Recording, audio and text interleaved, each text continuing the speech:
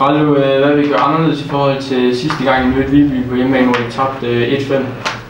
Ja, faktisk vi gør anderledes. Altså, vi skal i hvert fald fra første sekunde være klar. Og så har vi fordele, at vi kender meget Viby og deres omstillingsspil og standardsituationer. Og den er vi klar på den her gang. Hvordan vil I mentalt gå ind til kampen? Mentalt vil vi gøre, ligesom vi har gjort de sidste 2 kampe, hvor vi bygger ovenpå. En ny start med mange unge spillere, men de begynder også at forstå, hvad det vil sige at spille i Jyllands og senior fodbold. Ja. Jeres angriber Alex Teton, er han en spiller, der vil byde sig fast i startopstillingen? Ja, det er han. Altså, han gør det bedre og bedre på hver kamp. Er der noget, I vil tage med fra Thisted-kampen?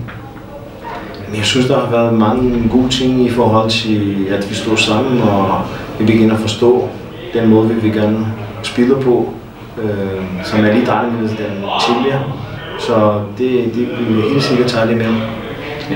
Kuka, han har flyttet højre wing. Synes du, han gør det bedre derude, end han gør deroppe foran?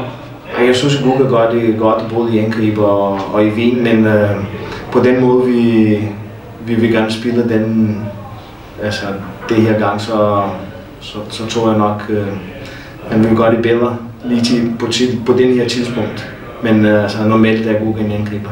Ja. Der har været meget snak om de unge og fysikken, at de kan kunne følge med osv. Hvad har du at sige til den kritik? Jamen, jeg siger slet ikke som en kritik. Jeg synes bare, som det er. Altså, det har været hårdt. Men kun hvis man prøver som unge spiller, så begynder man at forstå det, der skal til, og så vil man skal steppe op. I har øvet rigtig meget presspil til træningen nu. Er det noget, I vil fokusere mere på end de andre kampe? Jeg vil ikke, hvis man kan sige, at vi vil fokusere mere på. Det er noget, vi arbejder konstant på at blive bedre til at presse. Her til sidst vil resultatet være realistisk at tage med? Det realistiske er først og fremmest at spille en god kamp. Og gør vi det, så kan vi også komme med sejr.